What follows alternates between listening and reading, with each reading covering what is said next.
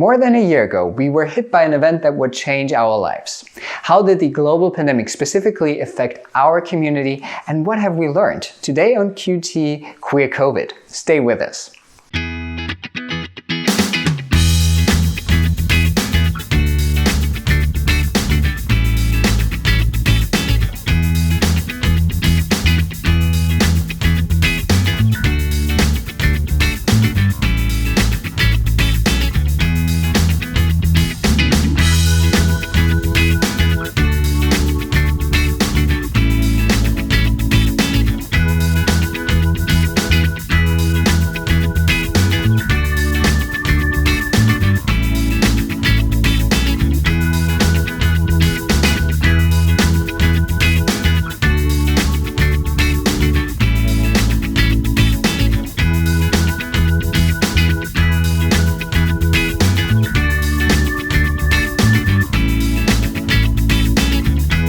Hello and welcome to QT, Queer Temple, the show in which we explore the world through the lens of LGBTQIA+ individuals. COVID-19 forced many of us into our homes, which can be uncomfortable for some. I want to send a message out to all of the folks who feel alienated at home. You are loved, we are here, we see you, and we love you. Throughout the pandemic, we have seen virtual graduations happening all over the country. Though necessary, this format has brought some challenges. Take a look. We are so proud of each and every one of you. A well-intended gesture from Temple University's Klein College of Media and Communication on January 14th, 2021 ended up in what one student called a hurtful moment. I felt like I didn't graduate. Nik Schmeltzer is a spring 2020 Temple graduate with a bachelor's degree in communication studies. He attended Temple University for 6 years and said he had an overall good experience when it comes to LGBTQ inclusiveness. But then Klein had did this wonderful electronic ceremony, and I admit I wasn't one of the ones to send in a picture to have like a slide to me or anything, because I don't need that level of attention. But I saw in the credit-esque reading of the names my dead name, and it threw me for a loop because everywhere else in my Temple portal and in my email and everything, my name is Nicholas or Nick. a dead name is assigned at birth to a person of a trans identity, and while that name might still be the name that is reflected in legal documents such as a passport or an ID, it is not the name that that person identifies with. So calling a person by their dead name can cause a lot of trauma and even hurt that person. When Nick applied for graduation, he remembers that he put in his legal name and confirmed his legal name in the application process, but also noted that there is a preferred name by putting it into the section for the pronunciation part of the name. When Nick then later on watched the commencement ceremony, he saw his dead name scrolling by and said, I didn't graduate. This other person did. This other name did. It wasn't the person who actually put in all of the work throughout the classes. It wasn't the person who interacted with the teachers and got to know my peers. And it undermined what should have been a really good moment. Nick decided to reach out to one of the biggest allies here on campus and advocate for the LGBTQ community, Dr. Scott Gratson. I had emailed him just saying I didn't really expect a lot of change or an apology or anything, but I wanted Temple to go through the steps and make it better for other students they would inevitably have, like myself. I was put into contact with the person that was coordinating graduation, and we had a discussion about the use of preferred name. And I'm now starting process to essentially have a form to be filled out. I'm hoping that this will become part of a regular form, that a person will indicate how they will have their name read at the upcoming virtual graduation. Dr. Gratson also noted that this incident would have not happened had this been an in-person ceremony. He underlines the importance of calling a person by their preferred name. There are so many different ways that we have to consider that identity intersects with the name. It's far too important of an issue to say we don't have a form for that yet. Then make the form. Dr. Gratson also said that he had heard back from some of the people he had reached out to for comment. I have heard back that Dean Boardman has already spoken with people running graduation within our college on how to proceed in a more inclusive manner going forward. I have heard back from the person coordinating the university commencement ceremonies that yes, there will be some consideration of how to be more inclusive going forward. All of these things, as anyone that's been at Temple can assure you for a while, usually get relegated to committees, which get relegated to more meetings, which were relegated to more and more time. Nothing happens quickly at a large institution, this case included. But journey of 1,000 miles starts with one step and all of that. So I believe that it's moving toward that.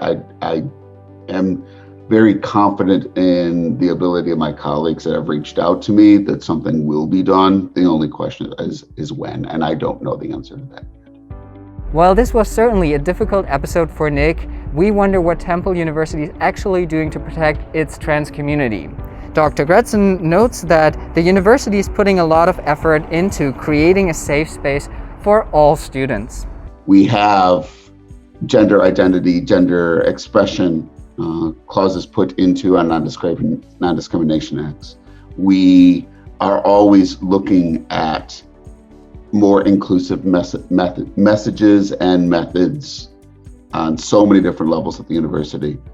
In order to find out what Temple University is actually doing to support its diverse student body, I reached out to New Rodney, the Director of Student Engagement at Temple's IDEAL office. According to its website, IDEAL is Temple's Office for Institutional Diversity, Equity, Advocacy, and Leadership.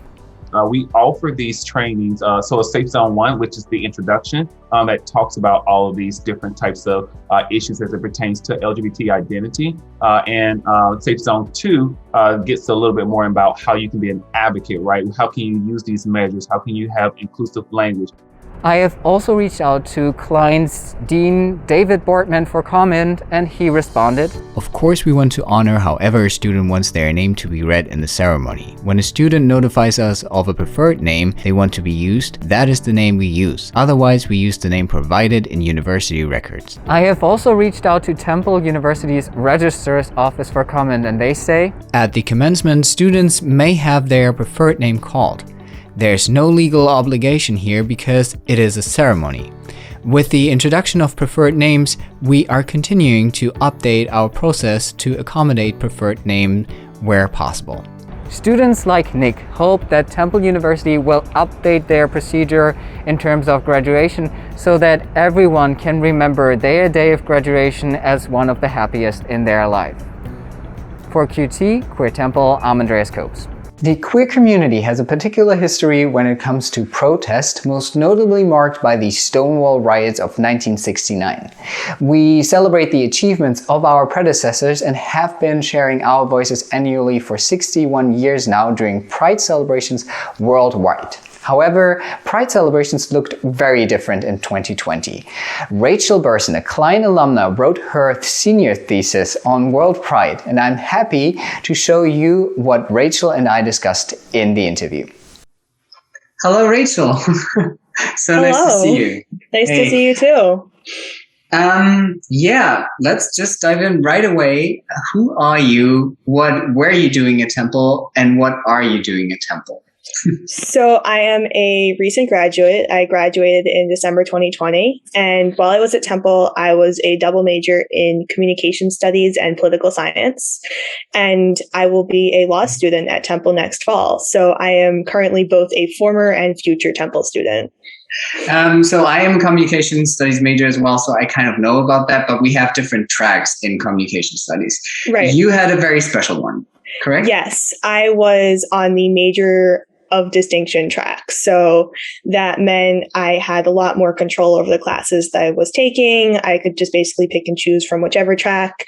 And as a final project, I wrote an undergraduate thesis that I presented and defended for the communication studies department. perfect bridge because I wanted to ask you about this capstone project, this final project. Can you tell our audience a little bit more about what that was about and what you've learned?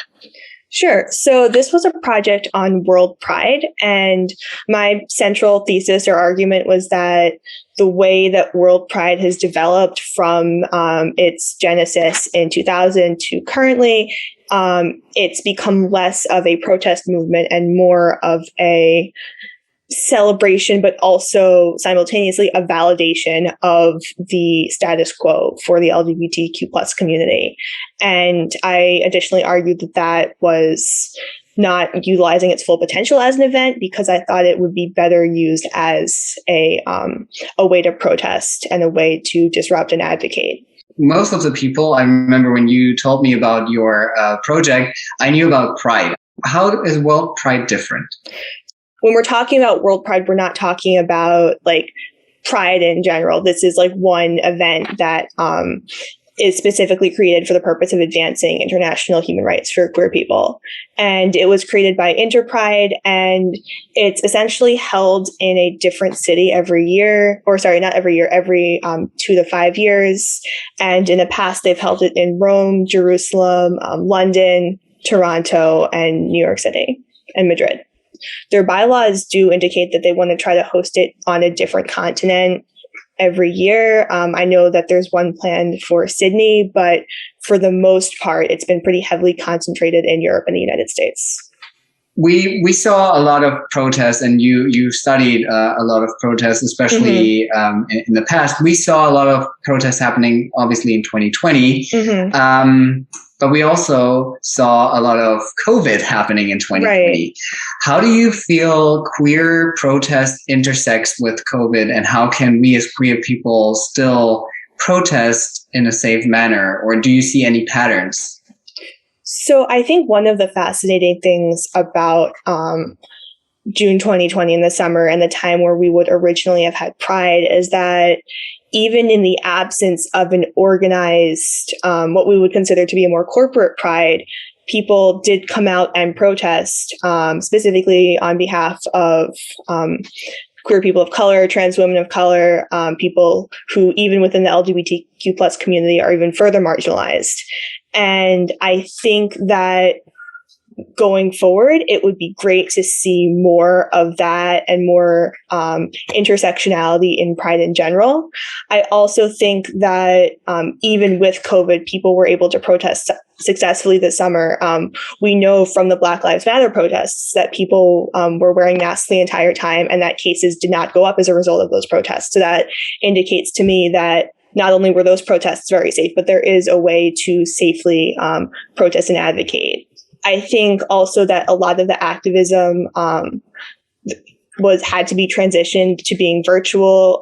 We saw a lot of people like advocating online, and I think that advocacy like that does have its place, but it also can't really replace in-person or like physical protest, because I think physical protest has a disruptive capacity that is very challenging to recreate in online spaces. But I think that our impetus and our duty now as queer people is to protest on behalf of people who are further marginalized, like within the queer community, either because of race, gender, gender identity, class, ability, stuff like that. Because I think that from the beginning of the queer movement, there was this understanding that no one is able to be free while other people are oppressed. So we're not just protesting around queer issues, we're protesting around issues of race, class, and for queer people to achieve liberation, all of those issues have to be simultaneously addressed as well. I now want to look into my crystal ball, and I have two questions. What does the future for Rachel Berson, but also what does the future for World Pride look like? Let's start with World Pride. What does the future for World Pride look like, and what does your future look like? So I think the challenge that World Pride is going to face, and I guess we'll just have to see what happens with COVID, but I think that the issue that World Pride is going to run into is, again, like trying to strike that balance between advocating and protesting while also being in a location that people actually want to go to. And I think that for now, what they seem to be doing, just given the prides that they have going forward, scheduled in Sydney and Copenhagen, they seem to be leaning much more clearly towards the keeping people safe and also bringing them into spaces that are already, we view them as progressive. Obviously, racism, classism still exists in those spaces, but on a very surface level, we look at those spaces and we say, oh, this is an area that's like welcoming to queer people. And barring some kind of radical change within World Pride, my expectation is that they'll continue to choose locations like that, and they'll probably remain kind of like relegated to the Western world because that seems to be the pattern that they're following, despite purporting to be a global event. We'll see what happens in terms of like how they're going to be able to do stuff in person, if they will at all, or if they'll just stay strictly virtual. But I think that's also going to depend on like what's going on in the world. Will the vaccines that we have actually work? Will we be able to significantly reduce the number of cases? And will we be able to host these mass events again? Because like in an event where you're having like hundreds of thousands of people, it's going to be much harder to like maintain social distancing, especially if people are, if not everyone has the same level of respect for social distancing, I guess. And I think that's definitely going to be a risk that they're going to have to deal with. And for that reason, they may choose to remain virtual for the next several World Prides. Thank you for that perspective on the future of World Pride. What does your future look like? I know you go to Temple now as a law student, but do we see Erin Brockovich? Well, I'll be starting, like I said, I'll be starting in the fall at law school, and my ultimate goal is to pursue public interest law, specifically working in public defense. So that is my plan for my future right now. And we cannot wait to see more from you and how that will turn out. So thank you very much, Rachel. Yeah, of course. Really happy to see you, and I'm really proud of your work. And thank you so much. Thank you for having me. We hope to continue to protest in safe ways moving forward. Dealing with self-doubts at home can be hard, and as a result of COVID-19, many of us are experiencing isolation from our chosen family. Kendall Stephens, a trans activist in cooperation with her friend Elizabeth Coffey Williams, created the Safe Space Transway. The virtual space gives people with a trans experience the chance to express hopes, worries, and dreams and find a sense of community, especially in a time of struggle. I am happy to introduce you to Kendall Stephens. All right. Hello, Kendall. How are you? I'm doing well. How are you? I'm all right. Thank you. First of all, thank you for the interview. Could you please introduce yourself? Who are you? Who is Kendall Stephens? And what are you doing at Temple? All right. So I am Kendall Stephens. I identify as a Black transgender woman, a hate crime survivor. I'm also an advocate in the LGBTQ community, and I have served in many civic contexts, such as the board member of the William Way LGBTQ Community Center, community advisory boards for the district attorney's office, the CDC/UPenn HIV surveillance study, as well as many others, educational panels, symposiums, diversity and inclusion trainings. I stay busy. But currently, I'm a student majoring in public health and social work and minoring in communications and activism. I did receive my associate's degree in behavioral health and human services from Community College of Philadelphia in the fall of 2020. In the spring of 2020. And I have the biggest respect for you and your work. I adore you for that. Not only for that, but also because you're an amazing human being. And because we are connected, not only because of our alma mater, but generally, I know that you are involved in Transway. Could you please explain what Transway is and what your role in Transway is? Okay, so Transway is a support and social group for transgender, gender nonconforming individuals, as well as their allies. It's a safe space. Safe space that was intentionally carved out for this demographic so that trans and queer people can get out and enjoy each other's company and engage in open and honest dialogue with their sisters, brothers, and others to talk about anything. And I do mean anything.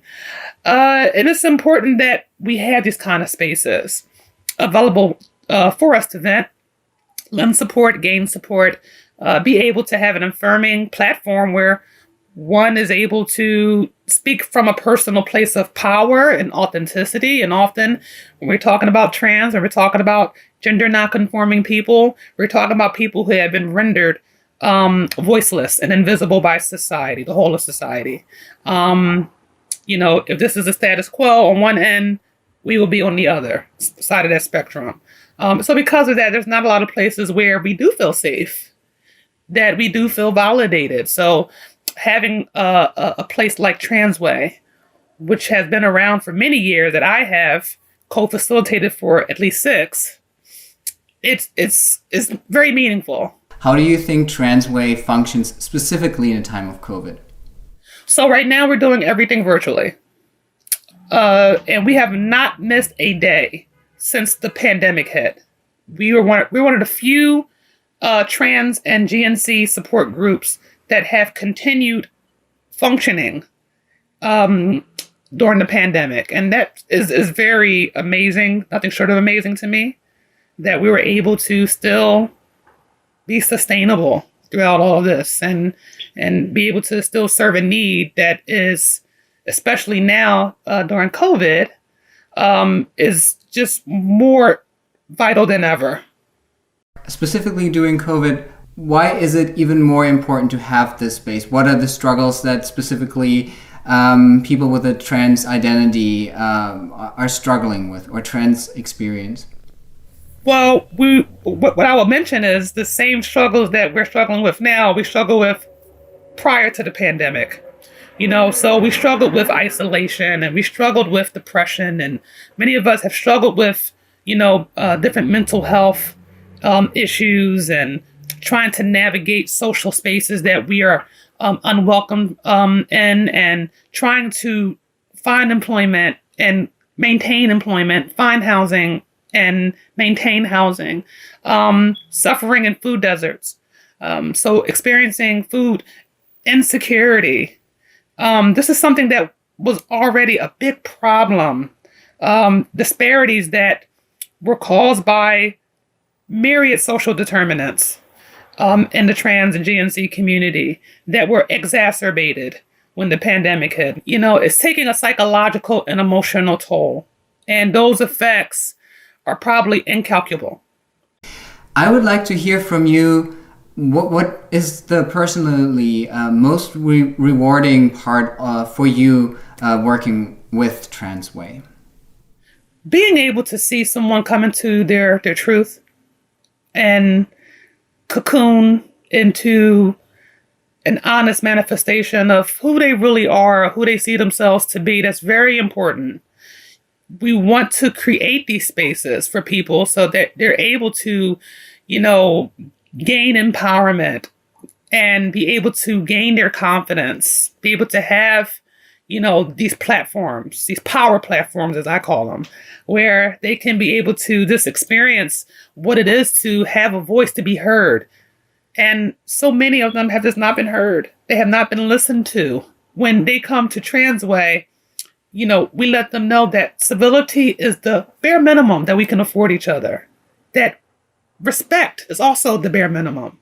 But you'll get that in spades and more, because this is a loving space. This is a nurturing space. People are coming to Transway in breakdown. So what we try to do is help them find breakthroughs. And it's very important that we foster that sense of nurturing, that sense of community, because we're not in this by ourselves. This is a together thing. And I make sure that we reinforce that fact when they come to Transway. Kendall, I feel so much in my heart. I really love hearing that. I'm really so proud of you and so thankful for your existence. How can we meaning the queer community, but also the viewers who are watching it who are maybe straight, support the effort? How can we support you and Transway? We are in this life experience together. And and we're not going anywhere, so to me, I try to build harmony. I try to build togetherness.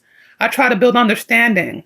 I try to break down these long transgenerational systems of misunderstanding and stereotypes and hurt and trauma that have afflicted our entire nation for just far too long. Being unkind to each other, being hateful to each other is not working. It's not sustainable. So let's do something different.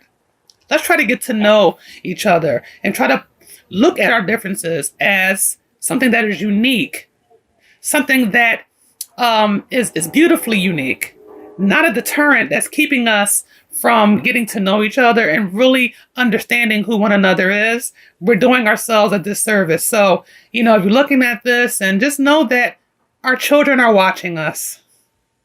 Respecting the safe space of that room that Transway is, can you please tell our viewers how to find you and Transway if they now see that and are like, I need this help, I want this help, I want this community? How can we find it? There's 2 ways to get in touch with us. As I said, I'm a board member of the William Way LGBTQ Community Center. This is where we have Transway. You can always send an email to William Way. You can go on their homepage and just send an email and attention it to Kendall Stephens. Or you can find me on Facebook or Twitter.